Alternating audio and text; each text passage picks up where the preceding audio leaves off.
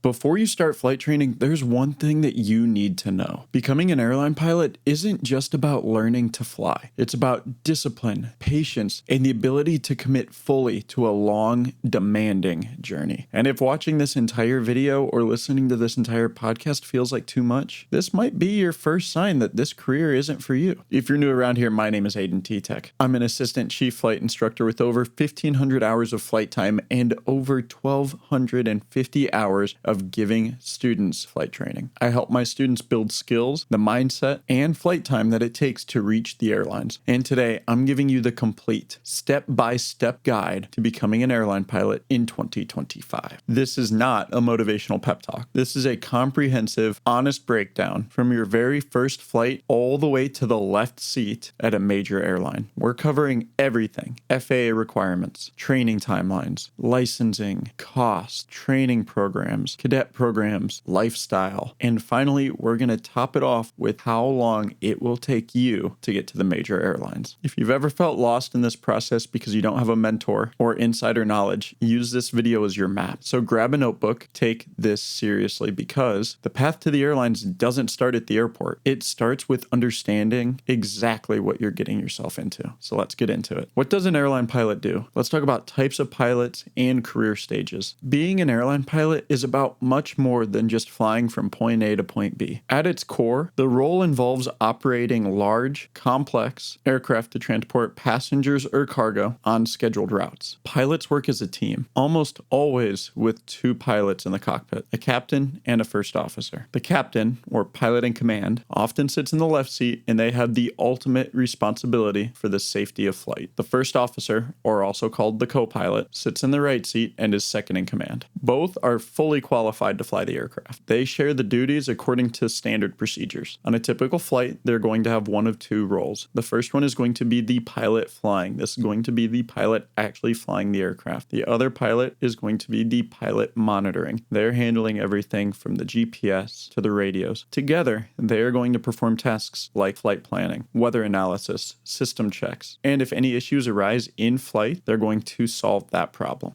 Being an airline pilot, above all, means ensuring safety, while also delivering a smooth and efficient ride for your passengers. Pilots progress through career stages. Most start as an FO or first officer for a regional airline. Then they will upgrade to captain, and then first officer at a major, and then captain at a major. For example, you might begin as a first officer on a 70-seater regional aircraft. Then, after gaining enough experience, you'll upgrade to captain of that regional jet. And then from there, you'll get hired on as a first officer by one of the major airlines: Delta, American, United, etc. With seniority and experience, you'll upgrade as captain at that major airline. Each step up typically comes with more responsibility and, as a result, higher pay. You need to take the term airline pilot and break it down into a bunch of different categories. Regional airline pilots. Typically, like I mentioned, this is your first airline pilot job. You're going to be flying smaller aircraft to smaller airports all around the country. This is often viewed as a stepping stone to go up to the majors. Next, you have major airline pilots. These are the guys that fly the large jets, either on domestic or international routes. You also have cargo airline pilots who fly freight like FedEx or UPS. But the training path for all of these is very similar. In this guide, we're going to focus on the most common path, starting in a fixed-wing aircraft and aiming for the major passenger airlines. Now, before we dive deep into the training process, let's quickly explain how the U.S. aviation industry is structured, because understanding major versus regional and the FAA's role in this whole process will give you a lot of context to your career journey. In the United States, all civil aviation is regulated by the FAA, or the Federal Aviation Administration. The FAA sets the rules for pilot certifications, flight operations, and safety standards. As an aspiring airline pilot, you will become very familiar with the FAA regulations. They govern everything from how you earn your license to the rules at an airline. The airlines operate under specific FAA regulation parts. Commercial airlines typically operate under what we call Part 121. This has the strictest aviation standards, including requiring an airline transport pilot's license for their pilots. There are also Part 135 operators. These are your charter guys. And finally, Part 91 operations. This is your private general aviation. But if your goal is to fly an airliner, you're going to be looking at the Part 121 carriers. A key distinction distinction in the U.S. aviation world is major versus regional airlines. Major airlines, or sometimes called legacies, are the big names you've heard of: American Airlines, Delta Airlines, United Airlines. They're typically going to operate large jet aircraft like the Boeing 737, 757, 777, or even Airbus A320 or A350. They're going to be the ones flying the medium to long routes, including international flights. Regional airlines are smaller companies that operate smaller aircraft, often 50 to 76 seats, and either jets or turboprops. Usually they're under contract for major carriers. For example, Envoy Airlines, PSA Airlines, and Piedmont, they all fly under American Airline. They have their own brand called American Eagle, but they do flights for American Airlines. Another example is SkyWest operates flights for United, Delta, and American. And Republic Airways flies under names like United Express or Delta as Delta Connections. Regionals typically carry passengers from these smaller airports up to the main hubs. This is where they will connect to their major airline flights. For newer pilots, regionals are typically the first airline pilot job you'll get. It's a place to build experience after your initial flight training. The career progression typically goes train and instruct, then get hired at the regionals as a first officer, upgrade to captain at a regional, then get hired on at a major as a first officer, and then after a few years, upgrade to captain at a major. Now you might be asking, why don't you just jump straight up to the majors? Historically, the majors have often had fairly high requirements when it comes to flight time. It's very, very rare for someone with the minimum hours to be hired straight into a major airline. Although we've seen in previous years carriers like Frontier or Spirit hiring people right at the 1,500-hour mark to fly Airbus A320s. Still, most pilots will typically spend time at the regional airlines first. The good news here is that in today's day and age, the regionals are hiring much better pay and incentives than ever. Due to the pilot shortage we've experienced over the past few years, some regionals have dramatically increased pay to help attract and retain new pilots. In short, the U.S. airline system is a pyramid. Hundreds of new pilots start in general aviation and regionals each year. Then they all flow upwards to the major airlines. Once you're at a major airline, seniority is key. Your higher date seniority determines when you can upgrade to captain and what schedules you can hold next. Also, when airlines have to furlough pilots, they start at the bottom of the seniority list and work their way up. Next, let's talk about what it takes to start flight training and finally jump up to the bottom rung of the ladder. What do you need to have before you start flight training? The good news is you don't need any prior aviation experience, but there are a few basic requirements and recommendations. Let's talk about age. You can start flight training at any age. However, you can't do your first solo until you turn 16, and you can't obtain your first license, your private pilot's license, which we're going to talk about in a minute, until you turn 17. After your private pilot's license, you're going to then obtain your commercial pilot's license, and you can't do that until you turn 18. From there, you cannot get your airline transport pilot's license until you turn 23. There is an exception that you can get it at 21, but you will have some restricted limitations placed on you until you turn 23. In practice, many aspiring airline pilots start their training in their late teens or early 20s, but plenty of people start in their 30s or even later, and they still have a very successful career as an airline pilot. Just keep in mind that pilots do have a mandatory retirement age placed on them by the FAA of age 65. So the later you start, the shorter that your potential career could be. Let's talk about education. There is technically no education requirement that you need to have before you start flight training or to even work at a regional airline. You technically do not need a college degree to become an airline pilot. And in fact, most, if not all, airlines have dropped the 4-year degree requirement. However, it is still highly recommended that you get a 4-year degree in something. It doesn't have to be aviation related. In fact, most airlines don't care what your degree is in, but a lot of them would still like to see a degree even if it's not required. We'll talk more about that later. If you do not have a college degree, you are still expected to have a high school diploma or GED, and it's going to help you a ton if you have a strong foundation in English, math, and physics when it comes to the ground school. So it is possible to go straight into an intensive flight training program right after high school, or you can choose to attend college with or without an aviation major while also training as a pilot. We're going to discuss options like university or college aviation programs versus independent flight schools. And next is going to be your mental fitness. In order to fly, you need to hold an FAA medical certificate. At a bare minimum, minimum, a third-class medical is required for you to solo and earn your private pilot certificate. But if you have the goal of making it to a major airline, at that point you will need a first-class medical. It is highly recommended that you get your first-class medical as early on in the process as possible. That way you can determine if you have any sort of medical condition that could disqualify you from becoming a pilot. This is essential before you invest all the time and money into your training. The exam checks out your general health. You need to have good vision or have it correctable to 20/20, your cardiovascular health, etc. Most healthy individuals are able to obtain a first-class medical with no problems, but certain conditions like uncontrolled epilepsy, certain heart issues, or even in some instances colorblindness make it so you can't pass the test. Once you get to the airline level, your first-class medical needs to be renewed every 12 months if you're under the age of 40 or every 6 months if you're over that. Next, the airlines are going to require a background check and a security clearance. A felony record or DUIs could be a career killer in aviation. Minor issues can sometimes be overcome, but honesty on all applications is an absolute must. If you are a zero experience aspiring pilot, just keep in mind, stay out of trouble. A clean record will be essential when applying to the airlines. And finally, you need to be able to speak, read, write, and understand the English language to become a pilot.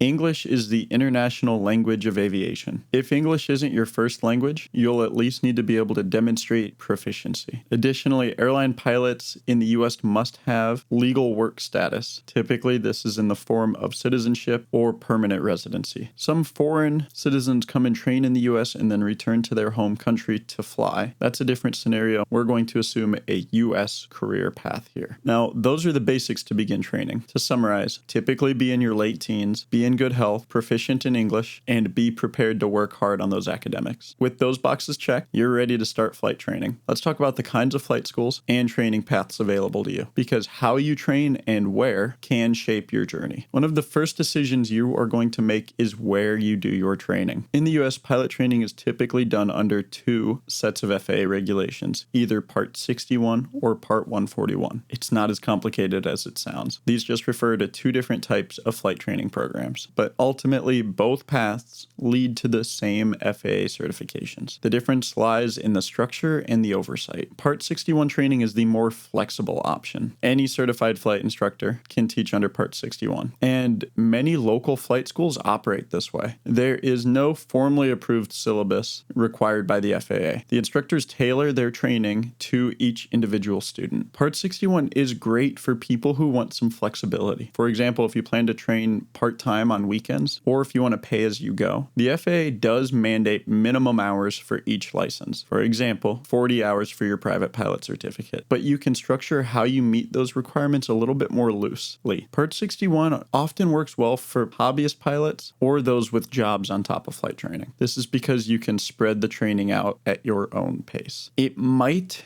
take a longer time compared to a 141 school, but it's often going to be a little less pressure and a decently reduced cost. One thing to keep in mind though is that minimum hours are just minimum. It takes most people between 60 and 70 hours to complete their private pilot's license compared to the FAA's required 40. Part 141 training is a structured, formal program offered by flight schools that have an FAA-approved curriculum. These schools undergo audits and must meet certain standards. Part 141 programs are often college or university programs, or just dedicated flight academies. They follow a strict syllabus and stage checks. The advantage here is that Part 141 is very organized, great for students who want an efficient pipeline. There are also slightly reduced minimum flight hour requirements for some certificates under Part 141. For example, for an FAA commercial pilot certificate at a Part 61 school, you need to obtain at least 250 flight hours. At a Part 141 program, you only need 190. In practice, though, the hour difference might not be huge, but a good 141 program can save you time by keeping you on track daily. Part 141 is tailored for career-oriented pilots, training intensively. A committed student in a 141 environment might finish their ratings faster than someone in a 61 environment, thanks to the structured schedule. However, 141 schools often require enrollment and sometimes higher upfront costs like tuition. If you thrive in a classroom setting and plan to treat training like a full-time job or a college program, Part 141 could could be ideal. In summary, Part 61 versus Part 141 is about flexibility versus structure. Either way, you end up with the same FAA licenses. Employers typically do not differentiate between 61 and 141 training. They really only care about that you have the licenses and the required hours. So in honesty, it comes down to your learning style, time availability, and budget. Many future airline pilots choose accelerated academies or university programs like Part 141 to get done faster, but that's not always the case, and we'll cover that more later. Whereas some might choose to go to their local airport and do a Part 61, which is typically going to be more affordable because it's pay as you go. You can even mix elements. For instance, a lot of people will go to a local Part 61 school to earn their private and save money, and then once they know that this is for sure for them, then they will go pursue the rest of their licenses at a more structured program, Part 61 or Part 141. Just know yourself as a student. Discipline and consistency are key in flight training. Whichever path you choose, plan to fly regularly, 3+ times a week if possible, to make good progress. Now let's lay out the entire training journey from zero experience to fully licensed commercial pilot, from zero experience to becoming an airline pilot. This is the roadmap of licenses and ratings you'll earn along the way. Becoming an airline pilot involves earning a series of FAA licenses and ratings. Think of these as milestones on your journey. Let's walk through each step in order. Step 1, student pilot certificate and private pilot's license. You'll begin as a student pilot on day 1 of your training. You'll get your student pilot certificate typically on day 1 of your training with your flight instructor. Think of it like a learner's permit. However, the real first goal is earning your private pilot's license. The private pilot's license, or PPL, is the foundational certificate. This allows you to fly small aircraft for personal or recreational purposes, not for pay. Training for the PPL is where you learn the basics: how to control the airplane, take off, land, navigate, communicate, and how to deal with in-flight emergencies. You'll typically start in a small single-engine piston aircraft like a Cessna 172. The FAA minimum hour requirement for a private pilot's license is 40 hours, but the national average is somewhere between 60 and 75. This is typically how many hours it takes for you to be ready for the test. During this training, you'll reach a couple of milestones. Your first one is going to be your first solo flight. This is a huge milestone, and this is the first time that you are allowed to fly an aircraft by yourself. You'll also do cross-country flights. This is just navigating to other airports. Don't think you actually get to go across the country. It's just 50 miles or more. You'll also have to pass an FAA written exam, or sometimes called the knowledge test, and then a practical test, or your check ride. This is done with a DPE, or designated pilot examiner. This includes an oral portion and a flight demonstration. By the end of your PPL, you'll be proficient in day-to-day VFR, or visual flight rules flying. VFR typically means flying in good weather. A private pilot's license is like getting your driver's license for the sky. It allows you to carry passengers like friends or family, but you cannot be paid yet. However, it is the prerequisite for everything that follows. Step 2 is your instrument rating. An instrument rating is an add-on to your private pilot certificate. This allows you to fly under instrument flight rules. Essentially, this means that you can fly in clouds, low visibility, and rely strictly on your instruments for navigating. This training is crucial for any professional pilot because airlines fly in all weather on often complex routes. During instrument training, you'll learn to fly solely based off references to your instruments, your attitude indicator, altimeter, etc. This is all without outside visual cues. You'll practice approaches in simulated fog, holding patterns, and instrument departures and arrivals. You'll also get more comfortable with the air traffic control system on a much deeper level, IFR clearances, and following published procedures. The instrument rating typically takes anywhere between 40 and 50 hours. 40 hours of actual or simulated instrument is the FAA minimum. You'll need to pass another written exam and another check ride for the instrument rating. Once you have your instrument rating, you're a much more capable pilot. You can fly on cloudy days or even above the weather. This greatly improves safety and is a must for aspiring pilots. Now it's time to become a professional pilot. This is your commercial pilot's license. The commercial pilot's license allows you to legally be compensated for flying. Until you have a commercial pilot's license, you can't take a paycheck for flying. Commercial training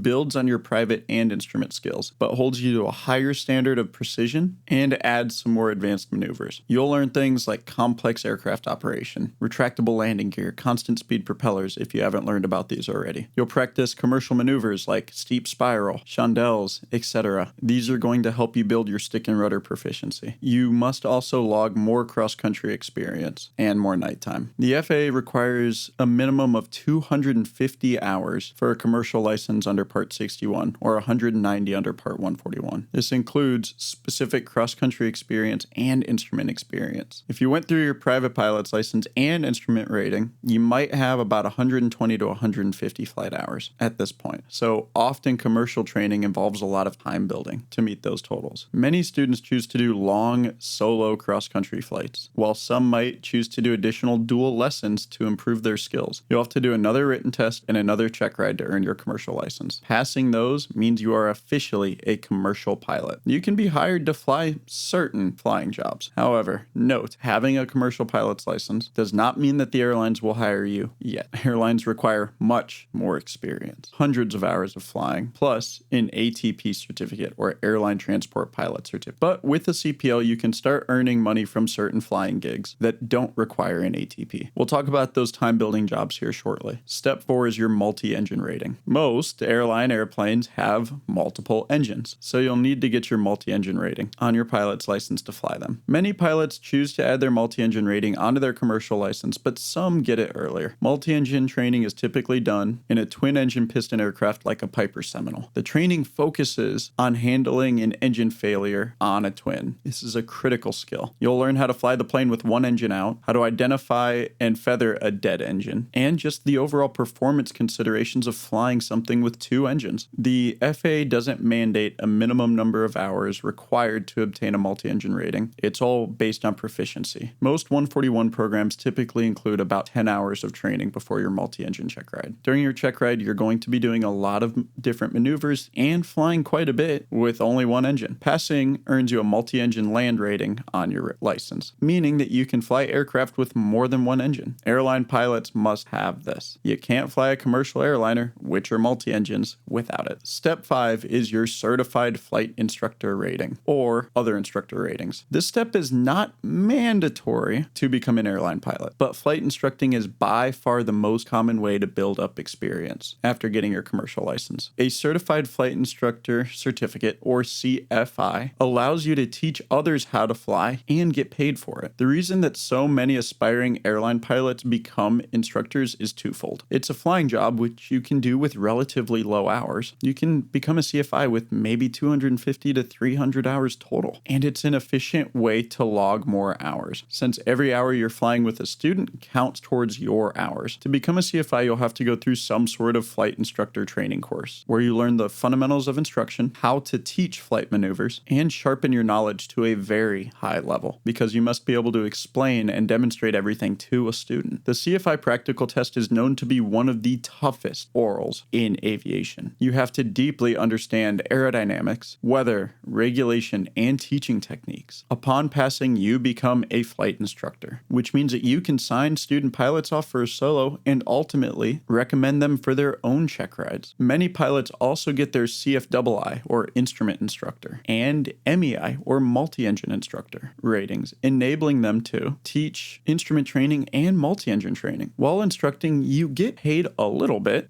but the most important part is you log hours rapidly. If you instruct full-time, you might get 80 to 100 hours a month of flight time. This is far more than you're going to get in most other entry-level flying jobs. Instructing is also very rewarding, and it teaches you a lot, reinforcing your own skills. We'll discuss other ways to build your hours later on, but keep in mind that instructing is a key stepping stone for most pilots. Step 6, build your flight experience. I'm building up to 1,500 hours. At this stage, you have a commercial pilot's license with an instrument rating and multi-engine land rating, meaning that you are fully qualified to work as a pilot, just not yet for the airlines. Well, why not? Because in the US, the FAA requires airline pilots under Part 121 to hold an Airline Transport Certificate, or ATP certificate, which, among other things, means 1,500 flight hours in most cases. This rule, often called the 1,500-hour rule, was instituted in 2013 to raise the experience level of new hire airline pilots. So after reaching 250 hours at the commercial CFI stage, you'll need to gain roughly an additional 1,250 more flight hours. This is typically the longest phase of the journey so far. It might take a couple of years of full-time flying to achieve this. During this time, you'll work jobs that let you fly and log hours. Flight instructing, as we just talked about is a prime route. For example, if you teach at a busy school, you could get between 80 and 100 hours in a month, meaning that you could log all of your hours in like 15 months. Flight instructing also provides great relevant experience that airlines value. Training new pilots helps demonstrate your stick and rudder abilities and knowledge. There are other options to time build. You could fly as a skydive jump pilot, tow banners over beaches or events, conduct aerial photography and surveying flights, ferry airplanes across the country, fly for a small charter or tour company, or even serve as second in command. There's a lot of stipulations of when you can log the time on this last one, which we'll cover later. Each of these opportunities has its own requirements and pros and cons, but nearly all new commercial pilots have to really hustle during this phase to accumulate hours. Networking with other pilots and instructors is going to be how you find a majority of these gigs. Logbook tracking also becomes very important during this stage. You'll need to meticulously log every flight hour, the type of aircraft, the type of flying, etc., to prove that you meet the various experience requirements for your ATP. Many pilots, myself included, use an electronic logbook, but a traditional logbook or even binder works just fine. Just ensure that it's accurate and backed up. The goal here is to steadily build your hours while also growing as an aviator by encountering a variety of situations. It's worth noting here that there are exceptions to the 1,500-hour rule for some candidates. If you attend an FAA-approved college aviation course, you can become airline eligible with a few less hours. Pilots who earn a bachelor's degree in aviation from a qualifying program can qualify for a restricted ATP license at 1,000 hours of total time, or an associate's degree will bring it down to 1,250 hours. Military pilots can even go to the airlines at 750 hours under certain situations. These are called restricted ATP certificate. They let you get hired by an airline slightly earlier, though you still can't act as captain until you reach the full ATP requirements. They're essentially an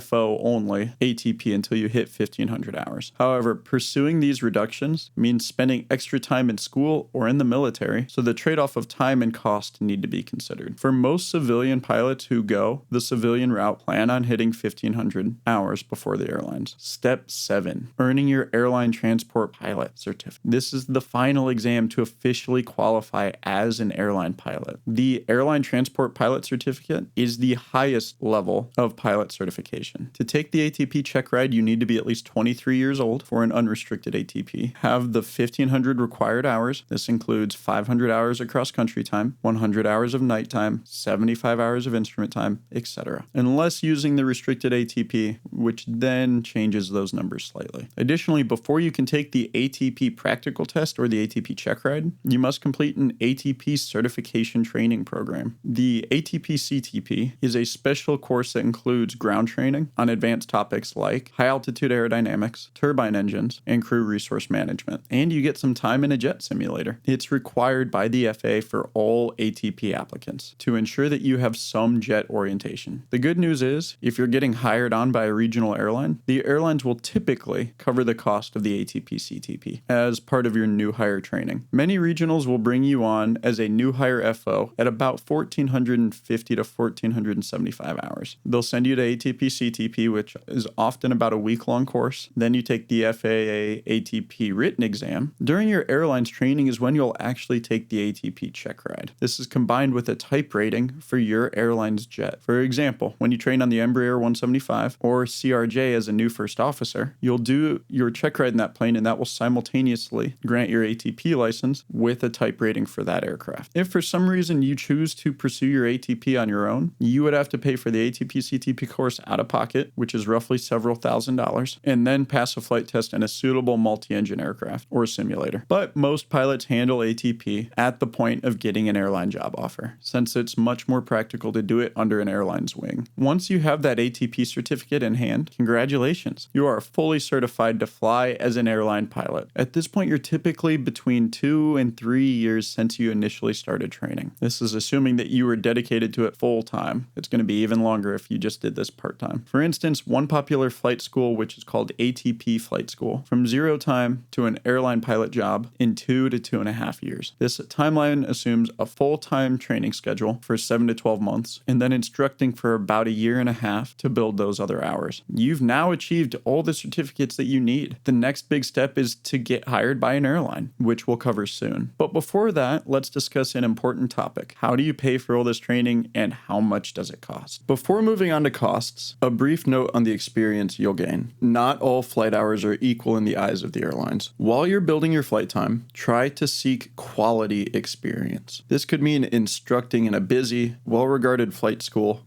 or flying different diverse options. Airlines particularly value multi-engine time, instrument time, and pilot and command time, or PIC time. As a CFI teaching private or instrument students, you'll gain PIC time and a lot of instrument practice if you choose to teach your students in actual instrument conditions. If you can get some good multi-engine PIC time, perhaps by instructing multi-engine students or flying a twin for a small charter operation, that's great because obviously an airline jet is a multi-engine. Also, professionalism matters. Even as a low-time pilot, start cultivating good habits. Checklist usage, solid knowledge of regulations, good decision-making. These will not only keep you safe, but also prepare you for airline interviews where you'll be asked scenario-based questions. Networking during this phase can open up a lot of doors too. Your fellow CFIs or former instructors may have leads on different regional airlines, recruiters, or pipeline programs. Don't be surprised if during your training, you attend presentation from airline recruiters offering career pathway programs to sign up for. We'll talk more about those programs soon. The bottom line, focus on becoming a safe and competent pilot during your 1,500-hour journey. The more you treat your time-building job with professionalism, the more prepared you'll be when that airline opportunity comes knocking. All right, now let's talk about cost and financing your training. Let's address the elephant in the room. Flight training is expensive. Becoming an airline pilot is a significant investment in time and money. It's often compared to the cost of a college education, and in some cases, you have to include the college tuition on top of that. Here's a rough breakdown of typical costs that you're going to see. Your private pilot's license. Your PPL is probably going to be somewhere in the range of $10,000 to $15,000. This includes aircraft rentals, instructor fees, testing, ground study, materials, etc. Costs are going to vary based off how many hours you take to finish and the local rates of where you're at. If you train at a small flying club or a low-cost area, it might be on the lower end. But if you train in a major city, it's going to be much higher. Instrument training. Instrument training is probably going to be somewhere between $8,000 to $12,000. It's often going to be in a similar range as your private pilot's license because you'll need to fly another 40 to 50 hours. All right, commercial pilot's license. Somewhere between 10 and 20,000 more. This one is pretty variable. If you needed a lot of extra hours to get up to the 250-hour requirement, that's going to add aircraft costs and rental rates. Also, if you do it in a complex aircraft, that's probably going to have a slightly higher hourly rate. Multi-engine rating, roughly $3,000 to $5,000. Multi-engine planes typically cost a fairly significant amount more than a single engine, probably close to $400 an hour in some places. You might do about 10-ish hours plus a check ride in this one. And then finally, CFI/II course. This is going to be somewhere probably between $5,000 and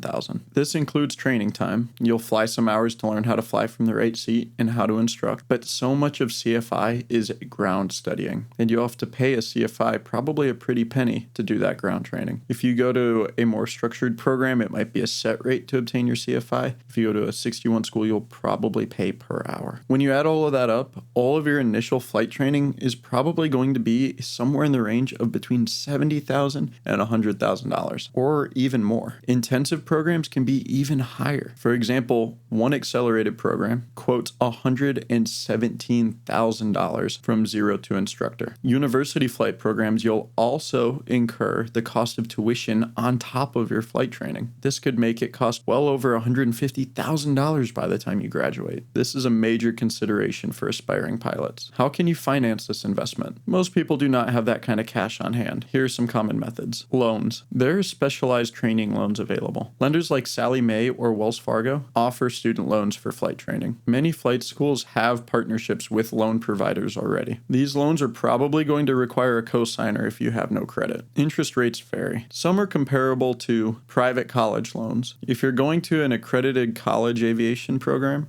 you can use federal student loans and grants for the college portion. But often often you'll still need loans for the flight portion. It's not uncommon for pilots to take on, let's say, $80,000 in loans, which they plan to pay off for many years once they're earning airline pilot salaries. Another method is savings or pay as you go. Some students work part-time to save up enough money for training. You can pay for it flight by flight if you go to a Part 61 school. This is going to avoid debt, but it's also going to prolong your training if you have to pause and earn money. A strategy that I recommend is to save up enough money to at least complete your private pilot certificate. Get that done, and as you progress through the more advanced ratings, fly and pay as you go. There are scholarships out there for flight training. Typically, it's not enough to cover everything, but every bit helps. Organizations like AOPA, EAA, Women in Aviation, OBAP, and others offer scholarships from $2,500 to $10,000 or more. The AOPA Foundation offered over $1 million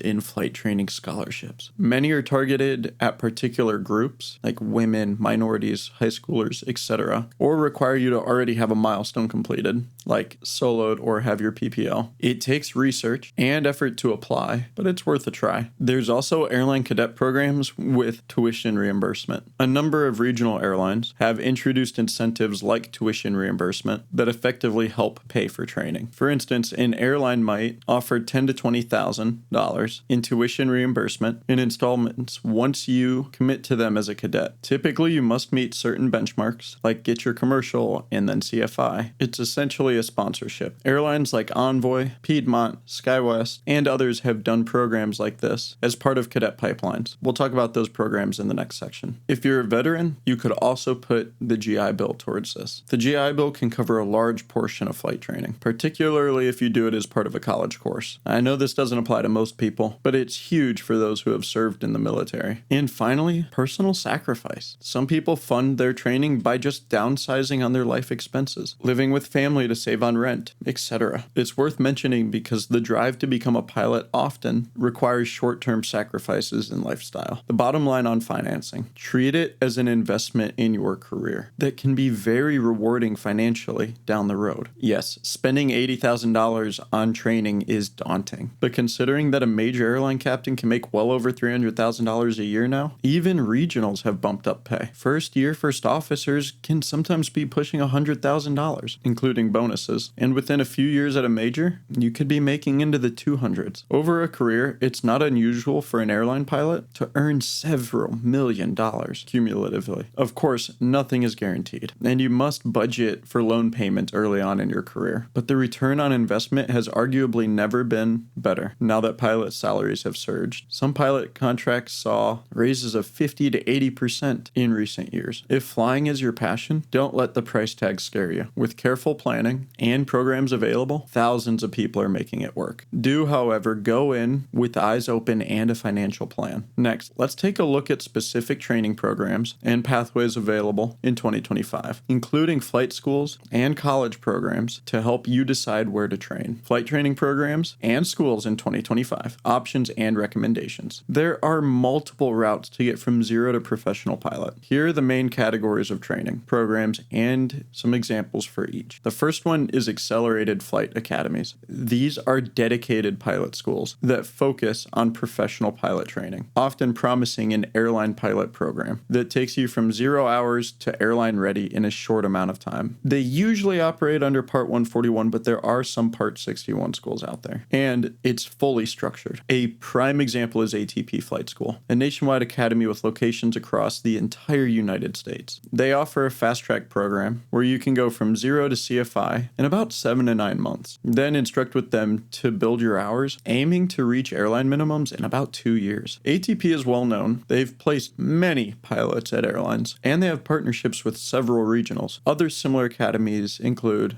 American Flyers, AeroGuard Flight Training, which partners with SkyWest, CAE Oxford Academy, Phoenix East Aviation, etc. These schools often have financing partnerships and airline pathway agreements. The benefit is clear structure and speed. succeed. You'll be surrounded by other career-minded students. The downside is going to be cost. These tend to be on the higher end cost-wise due to their comprehensive package and intensity because it's incredibly fast-paced. If you're sure about the airline goal and you can secure financing, an academy can be a great choice to jumpstart your career. The next program is the University Aviation programs. Many colleges offer aviation degrees, where you earn a bachelor's or associate degree in aviation, while you're doing flight training as part of the curriculum. Examples include Embry-Riddle Aeronautical University. They have campuses in Daytona Beach, Florida, and Arizona. University of North Dakota, UND, or Purdue University in Lafayette, Arizona State University, Ohio State University, Utah Valley University, and numerous others. In these programs, you'll be a full-time college student, and on top of that, a flight student. Typically, you get your ratings, private, instrument, commercial, in the first 2 to 3 years, and serve as an instructor your last year. These are Part 141 college programs, and that would bring your ATP requirements down to 1,000 hours from 1,500 if you go for the bachelor's degree. This can save time after graduation. The obvious benefit as well is you end up with a 4-year degree and your pilot certificate. This sets you up well for major airlines, since even if not required, a degree is still valuable and is still needed for promotions down the line. Universities also have career fairs and connections. Airlines actively recruit from universities and often offer flow programs. For instance, UND and Embry-Riddle have graduates at every major airline, and airlines often visit the colleges to network. The downside is the cost and time. You'll pay college tuition, which can be very hefty at schools like Riddle, and it usually takes 4 to maybe even 5 years to get through. However, some programs have intense flying in the first couple of years that will help you build up your 1,000 hours to where you might not have to spend as much time instructing after. So if you desire a college experience, then this might be a good path for you. There's also airline cadet academies. In recent years, a few major airlines have actually started their own flight schools, notably the United Aviate Academy down in Phoenix. It's a flight training academy owned by United, aimed at training candidates, particularly from diverse backgrounds, from zero to hero, then feeding them into United's pathway. Students in United Aviate can receive some funding support. Upon finishing the Aviate Academy, you receive a conditional flow agreement to United Airlines. American Airlines also has a program. Now, this isn't just one school, but a framework where you can train at partner schools with some financial assistance and mentoring. Then you flow into AA's wholly owned regionals. Delta Airlines runs the Delta Propel program, which is a little different. It's more of a college recruiting and internal candidate program. They take in candidates who are in university aviation programs or Delta corporate employees who want to become pilots and give them a defined path to Delta after they gain enough experience. Republic Airways, which is a large regional operator, created its own Lift Academy in Indianapolis, where you can train from scratch with the backing of an airline. Graduates are guaranteed a role as first officer at Republic Airways. These airline-run or airline-partnered academies can be great if you get in. They often come with financing options. They also virtually assure you a job if you meet the standards. Admission can be competitive, and you're somewhat committing to a certain airline's path, but they're worth considering. And finally, you have just local FBOs and local flight schools. The traditional route of training at a local airport or flying club is still very valid. There are hundreds of small flight schools around the country. Some are just a couple instructors and maybe a couple of airplanes. Others are mid-sized operations. Many airline pilots of the past generation went like this: a slow and steady progression. You might do your private at the local airport while you're working or going to college in a different field, then continue with instrument, etc. It's often going to be more affordable on a per hour basis. Smaller schools may charge less, and you can often use older aircraft and find CFIs that probably charge less per hour. The trade-off is it can be slower and require more self-direction to ensure you get all of your ratings efficiently. But if you have a great instructor and you're motivated, you can still move pretty fast. What I recommend to all of my students is get your private at a local airport, and then you can move on to a bigger, more structured program for your advanced ratings. The flexibility is there to essentially do whatever you want. Just make sure that whatever school you choose has well-maintained aircraft and a good reputation for safety. You'll also want to make sure that they have good availability of airplanes and instructors so you can fly as often as you'd like to. One reason people choose big academies is because they can fly nearly every day. If at a local school you can only schedule once per week, your training is going to drag out. So which program is recommended? It truly depends on your personal situation, financing, learning style, urgency, etc. If If you're 18 and certain about aviation, an aviation university or airline program could be incredible to immerse yourself and get structure, plus a degree if you go to a university. If you're a bit older or already have a degree, or you just want to get it done as fast as possible, an accelerated program like ATP or a similar program could get you done extremely fast. If money is tight, perhaps starting locally at a Part 61 school where you can work while you're building hours might be a good starting point for you. Then maybe try to join a cadet program later on that will offer tuition reimbursement. In today's day and age, all of these routes converge at the same point. You need to become a commercial pilot with all the ratings in 1,500 hours. Some of the fastest pathway programs, like ATP, claim about 2 years from zero to airline pilot. This is extremely quick, but keep in mind this is full throttle, full time. A university route will likely take you 4 years to finish a degree, but you won't have to spend as much time instructing, and that degree might help you find a job. Figure out what works for your life. One big thing to research while you're trying to choose is look at airline partnerships. Many flight schools advertise their airline pathway arrangements. For example, a school might have a deal where graduates get guaranteed interviews at certain regionals or flow programs. For instance, ATP Flight School has partnerships with essentially every regional airline and even some majors, offering students things like earlier conditional job offers and tuition reimbursement. These can reduce uncertainty. Just remember where you train, your licenses are the same. The FAA license from a mom and pop flight school is the same FAA license that you're going to get from an Embry-Riddle. Airlines care that you have the qualifications and haven't busted an excessive amount of check rides. And if you fail a bunch of stage checks during training, this could also be a red flag. They may also care about your degree and work history, but they don't explicitly rank new hires by which flight school you came from. Your skill and professionalism is what will shine in interviews. So pick a training path that will allow you to thrive and come out a competent pilot. All right, let's talk about regional airlines and cadet pathway programs. So you have your commercial license, instructor rating, and maybe about 1,000 hours under your belt. What's next? Regional airlines are likely going to be your first airline employer. In the years previously,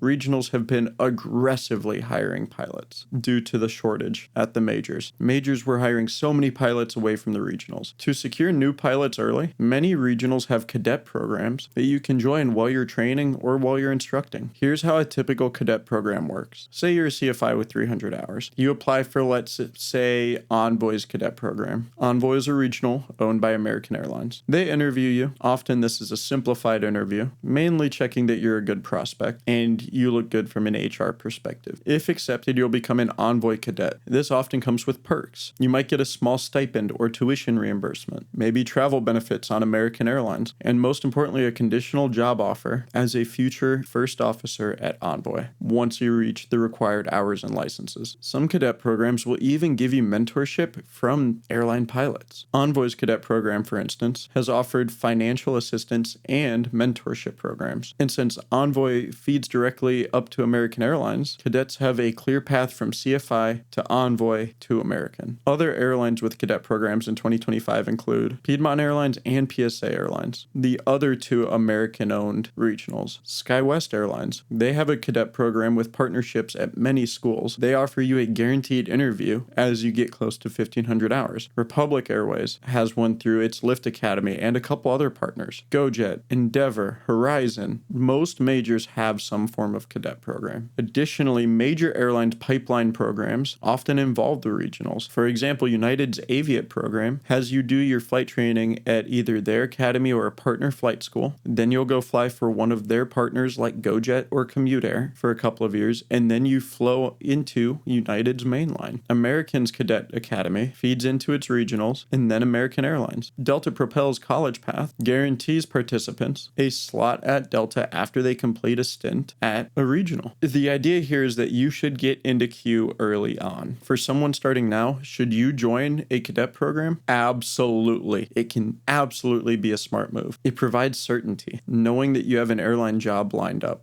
and often some financial perks. The idea here is you are essentially committing to go fly for an airline early on. If that airline has a flow to a major, great. Like I mentioned, there's, for instance, Envoy, Piedmont, PSA have flow agreements to American Airlines, meaning after a number of years, typically 5 or 6 years, you automatically move up to American Airlines. It's essentially a golden ticket to a major. Similarly, Endeavor Air has guaranteed interviews at Delta after a certain amount of time. SkyWest doesn't have a guaranteed flow flow anywhere, but they have guaranteed interviews at a couple airlines, and they did just recently introduce a flow up to United. Most of these cadet programs are essentially no risk. At most, you might have to pay back any tuition reimbursement or stipends that they gave you. Let's talk about life at a regional. Typically, once you hit about 1,500 hours and you have your ATP, or you are ready to go to ATP training, the regional is going to put you in a new hire class. You'll spend about 2 months in ground school in simulators learning to fly, say the Embraer ERJ 175 or the CRJ 700. You'll then be a first officer on that aircraft, based in one of the aircraft's domiciles. Regional FOs in 2025 are making improved wages. Many regional FOs are making near $100,000 a year. It's a big improvement from a decade ago where regional pilots infamously started at $25,000 a year. Also, upgrade time to become a captain at regionals has shortened significantly recently because so many captains are leaving for the majors. It's not unheard of to upgrade to captain in 2 to 3 years now if you meet the experience and the company is short on captains. As a regional captain, you could be making like $150,000 a year, depending on overtime, etc. And at this point, you're building turbine time, which the majors love to see. Meanwhile, if you're in a flow program, you might even skip upgrading and go straight to the majors. A few airlines like Frontier or Spirit have programs where you can go straight there once you hit 1,500 hours, essentially skipping the regionals. Frontier's cadet program, for instance, takes pilots at 300 hours into a partnership pathway. They instruct to build time, then join Frontier as a first officer at 1,500 hours. These ultra low-cost carriers have decided to tap the low-hour pipeline directly since they are growing fast. This means that your first job at an airline could be right seat in an A320. The training is intensive and they are going to ensure that you are up to standard, but it's an interesting newer route. The legacies, Delta, American, and United, generally still expect you to have significant experience, usually as a regional captain or just a few years at a regional, unless you come through their specific pathway with a bunch of internal recommendations. To sum up this section, in 2025, there are many pathways into regional airlines and beyond. Cadet programs are bridging the gap from training to airline cockpit, offering funding help and a defined route. Regionals are no longer a dead end or a slog with poor pay. They are high-demand stepping stones where you might only spend a few years, sometimes even less than 5, before moving up. It's a seller's market for pilots right now. You have the leverage to choose a program that suits you and your goals. The key is to keep your record clean, no failed drug tests, no serious incidents, build a reputation as a safe, reliable pilot, and network. If you do that, by the time you hit 1,500 hours, you should have no problem finding an airline job. Now let's talk about how to get from the regionals to the majors, timeline and career progression. Your ultimate goal might be to land a job at a major airline, the big leagues. Let's outline a potential timeline from the very start of training all the way to becoming a captain at a major airline, with the caveat that individual experiences are going to vary widely. All right, from year 0 to year 2, you are going to be training full time. For example, if you started training at the beginning of 2025, by mid-2026 to 2027, you will have tamed your commercial certificate, your CFI, multi, and let's say another half a year down the line, you may have even reached 1,500 by that point. If you train at a slower pace, it might take you 3 to 5 years to get up to this point. But let's say by mid-2027, you are at 1,500 hours, get hired at a regional airline as an FO. Year 2 to 5, regional first officer. You spend 1 to 3 years as a first officer for the regional, flying domestic routes on smaller jets. During this time, you're gaining turbine experience and crew experience. Thanks to the current wave of retirements at the majors, you might not need to wait as long to advance. Possibly by year 4 or 5, in this scenario by the end of 2029, you're ready to upgrade to captain at that regional. If the airline is short on captains, this could happen quickly. Some pilots can upgrade in as little as 2 years. Alternatively, you might go to a major airline directly before upgrading to a captain at the regionals, because the majors are hiring a lot. There's a tricky choice here. Upgrading at the regionals gives you a bit more PIC time, which majors value, but if the majors start hiring like crazy, sometimes they'll take you as a regional FO. In 2023 to 2025, majors have been hiring relatively low experienced pilots compared to historical norms due to demand. Let's talk about year 4 to 8. You're hired as a major airline as a first officer. Let's say around 2030, you get to a major airline. This could be through a flow. For example, if you were at Envoy and flowed to American, for example, this might happen happen somewhere in this time frame, or via normal applications to Delta, United, etc. When you join a major, you start at the bottom of that airline seniority list, regardless of your prior experience. This means initially you might be on reserve, which is essentially on-call schedules, and working the less desirable trips. But as pilots above you retire, or as the airline hires more below you, you gain seniority month by month. Major airline first officer is a good life financially, perhaps starting around $100,000 to $120,000 a year, depending on the airline and aircraft type, and increasing each year per union contract scales. You'll also likely be flying bigger aircraft like a Boeing 737 or an Airbus A320 or etc. on domestic routes as a junior FO, or even long-haul routes on reserve as a wide-body FO, depending on the airline's needs. It's not unusual for new hires to end up on wide-bodies as junior FOs because narrow-body positions are taken by those who want quick captain upgrades. All right, year 8 through year 15. Upgrade to captain at a major airline. This is the million-dollar question. How long to become a captain at a major airline? It depends entirely on two factors: the airline's expansion and turnover rate, and your own hire date,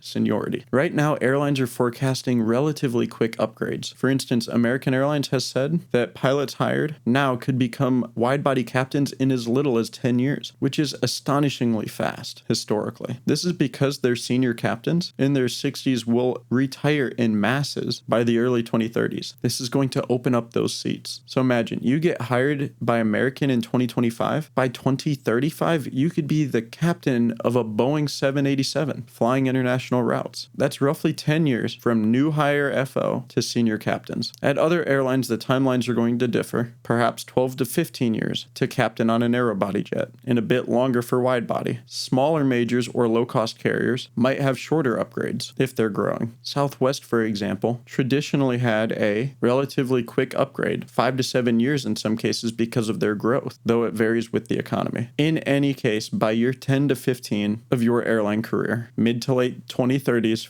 for our example, you stand a very good chance of earning those 4 stripes as a captain at a major airline. Let's talk about year 15 plus. As a major airline captain, you'll be at the peak of your profession. Senior captains at big airlines are among the highest paid people in the industry. On wide-body aircraft, like a 777 or an A350, it's not unheard of for these captains to be making $500,000 a year. And even narrow-body captains can be in the high 200s. You'll have control over your schedule to an extent. With high seniority, you can bid time off or months off if you want. From here until retirement age, 65, you'll enjoy the fruits of this career. Some pilots move into management or training roles, but many just savor the high-flying job and then retire with a great pension or 401k. It's a long journey to get there, but many seasoned pilots will tell you that it is well worth it. So starting from zero today, depending on your age, estimates say that you could be at a regional somewhere between the ages of 23 and 30. A major airline FO by late 20s or 30s. Captain by late 30s or 40s. Of course, life can throw curveballs, economic recessions, medical issues, etc. Might slow things down temporarily, but the current outlook is very optimistic for those starting now. Pilot hiring is expected to remain robust for at least the next decade. By the numbers, the U.S. Bureau of Labor Statistics projects about 18,000 pilot hirings per year in the 2020s. And with the retirement wave, airlines need a steady flow of new pilots. In fact, industry analysis predict a shortfall of pilots around the middle of this decade. Example, a projected shortfall of up to even 26,000 pilots by 2027, if not enough are trained. This is why you see such proactive training and hiring initiatives now. The timing is on your side. Let's talk about the pilot hiring outlook and salaries in 2025. We've touched on this throughout, but let's clearly address the job market you'd be entering. 2025's pilot hiring outlook is extremely strong. After the downturn in 2020, when COVID-19 temporarily halted air travel and some older pilots took early retirement, the industry rebounded fast. By 2023 to 2024, airlines were hiring at record rates to keep up with travel demand and fill the seats left by the retirees. This also led to intense competition among airlines for qualified pilots, which is great news for an aspiring pilot. Some key points about the 2025 outlook. Pilot shortage. Despite more people training now, there is still an an ongoing pilot shortage at the airline levels. Boeing's pilot and technician outlook project that North American Airlines will need over 120,000 pilots in the next 20 years. The shortage is most acute in the US because of the mandatory retirement age of 65. Roughly 16,000 pilots will retire in the next 5 years alone. Oliver Wyman, a consulting firm, forecasted the shortage could grow into the thousands by the late 2020s. This is driving airlines to hire and train as much as possible right now. Some analysts even predict that in 2025, the industry flips from a slight surplus to a net deficit of pilots. Major airline hiring. All of the big carriers have large hiring targets. For example, Delta plans to hire over 1,000 pilots per year throughout 2026. United is accepting hundreds of new jets and plans to hire 10,000 pilots this decade. American similarly is hiring thousands. They stated an intent to hire 2,000 pilots in just 2023 and project 10,000 in 5 years. Even smaller airlines like JetBlue and Southwest have active recruitments. This means that if you start training now, by the time you have the required experience, the majors will likely still be hiring in volumes, salaries, and contracts. The job market has led to big pay raises. Pilot unions have strong leverage now. In 2023 and 2024, the major airlines all negotiated new contracts with significant pay bumps. Delta's new contract started a wave, followed by American, United, and Southwest. For instance, a senior wide-body captain at a major can now earn $420 per flight hour, and they fly maybe 75 hours a month on average, which indeed is roughly $400,000 per year. First-year first officers at a major might make just over $100 per flight hour, up to about $120,000 for your first year, depending on how much you fly. Regionals, not to be left behind, introduced premium pay and bonuses. Several regionals, particularly those affiliated with America and Delta, temporarily raised pilot pay to near major levels for a couple of years to avoid losing all of their pilots. For example, Piedmont and Envoy in 2022 offered huge retention bonuses and effectively doubled their pay rates. Endeavor had a $20,000 sign-on bonus and increased hourly rates. As of 2025, many regionals have made those raises permanent or extended them through 2026. It's not unrealistic for a regional FO to be making $100,000 a year and a regional captain to be making $180,000 a year. This is a dramatic improvement from years past and reflects how badly pilots are needed. And quality of life. Beyond salary, airlines are also addressing quality of life in contracts. Things like better rest rules, more controls over schedules, etc. to retain pilots. So conditions are improving. Career earnings. When you factor in these new pay rates, a young pilot starting now could potentially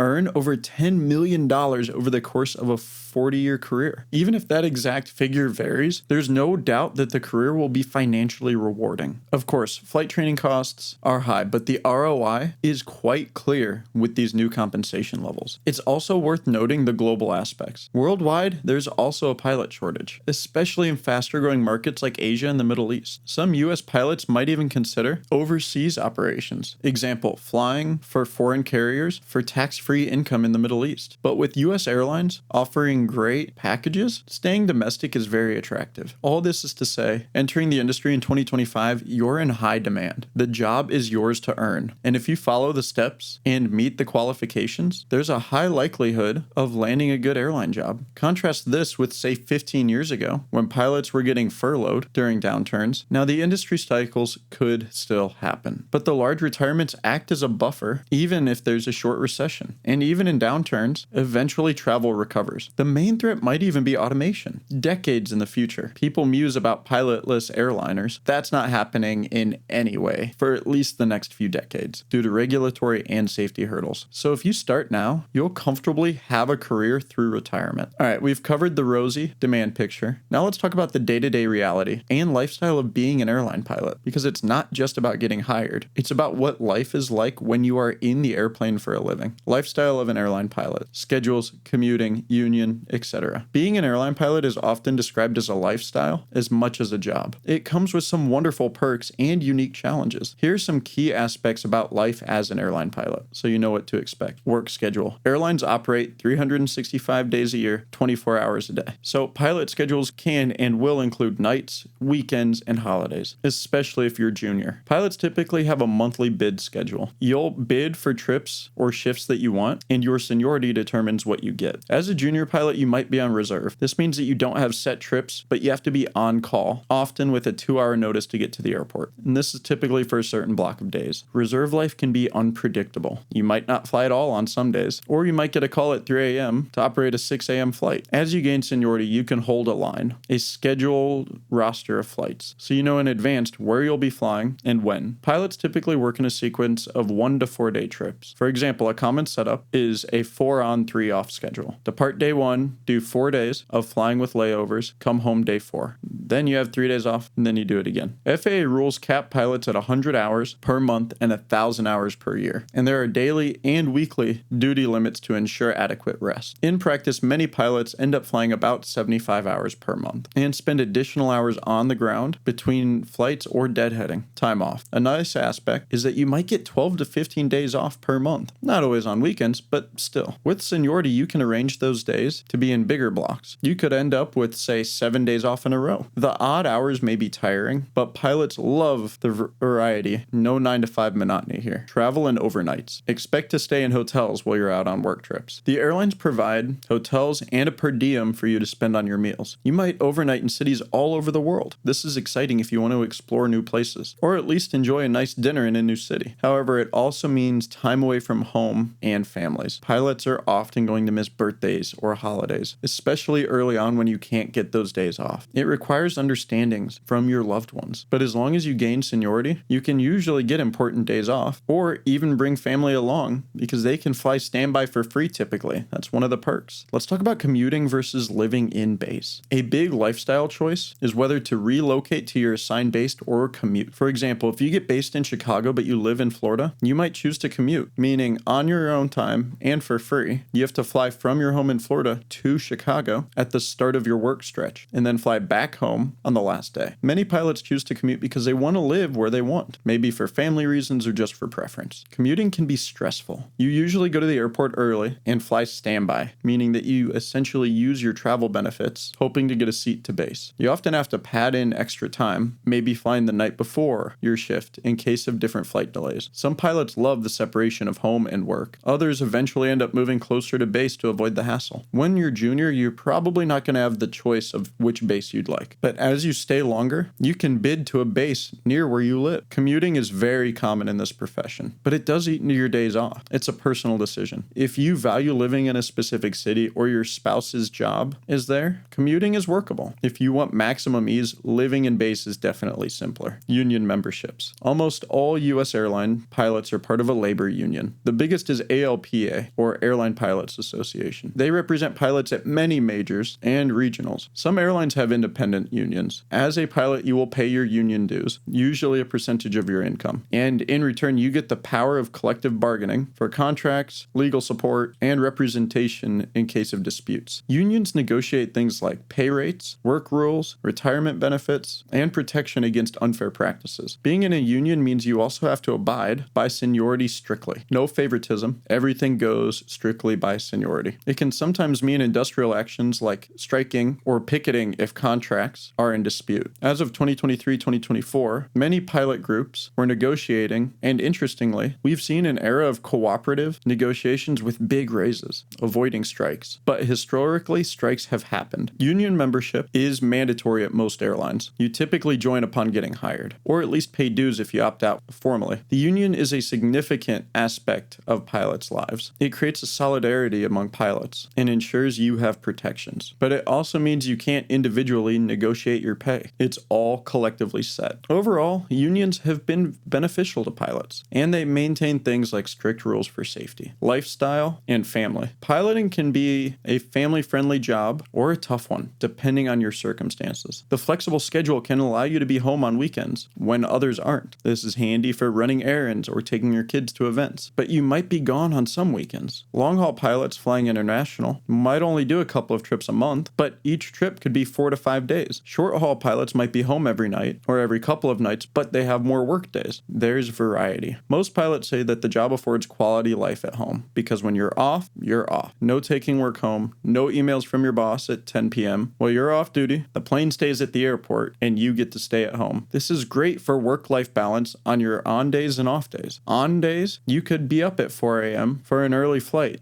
or trying to sleep in a time zone 8 hours different from the one that you're used to. The irregular sleep is going to be an adjustment, but airlines have fatigue policies, and I imagine you learn to take a nap when needed. Responsibility and pressure. Remember that as a pilot, you have people's lives in your hand. It's a job with high responsibility and required professionalism.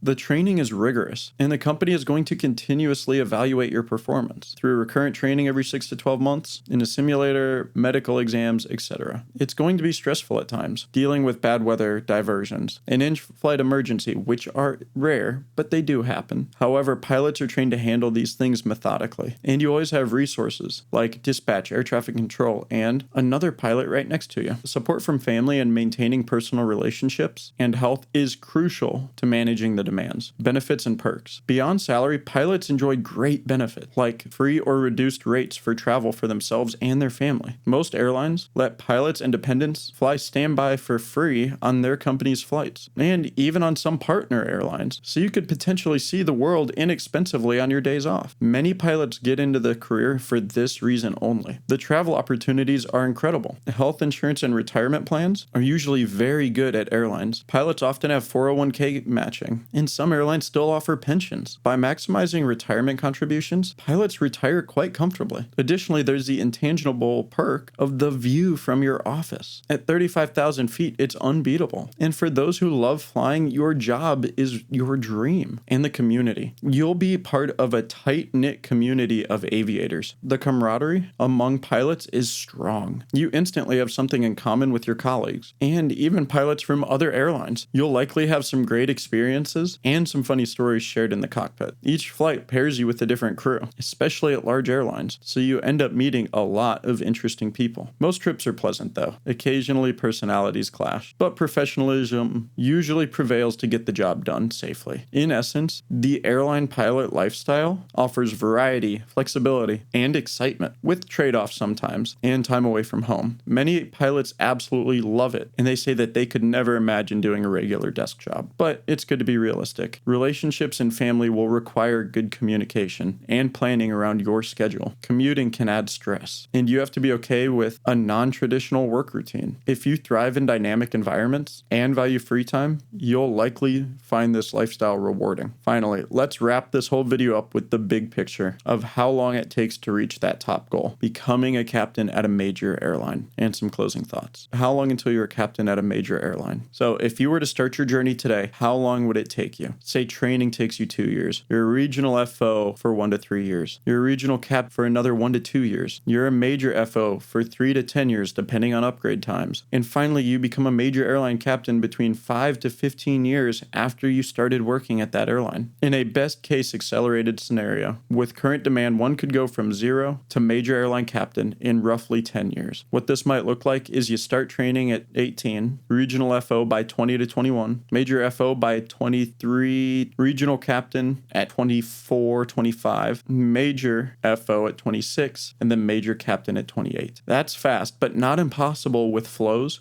and quick upgrades, especially at expanding carriers. A more typical scenario might be 15 to 20 years from 0 to major captain. Historically, it often took longer than 20 years to become a major captain because progression was much slower. But today's environment is different. As mentioned, American Airlines is telling new hires that they could be a captain in a wide body in as little as 10 years. Unheard of a generation ago. This is largely due to demographics. A huge cohort of pilots hired in the 80s and 90s are hitting 65 this decade. For you, that means that there's plenty of movement above you. Of course, nothing is guaranteed, and external factors like an economic recession or airlines merging, personal choices like taking time off, are going to affect the timing. The key is, once you're in a major, upgrades are based off seniority, so you will get there eventually. It's just a matter of when the vacancies open. Some pilots might choose to stay a first officer longer for a better quality of life. Upgrade is technically voluntary as long as your seniority allows it. Remember, being a captain is a big responsibility. You're not only flying the plane, but managing the crew and making final decisions. The pay is higher, but so is the accountability. Each step has its own learning curve and hurdles, but thousands of people successfully navigate it each year. I'm so excited to see how your journey takes you. If you enjoyed this video, please do me a favor and hit the like button if you're listening to it on Spotify. Rate the podcast and give us a follow. If you're watching on YouTube, hit subscribe, and I'll see you guys next week.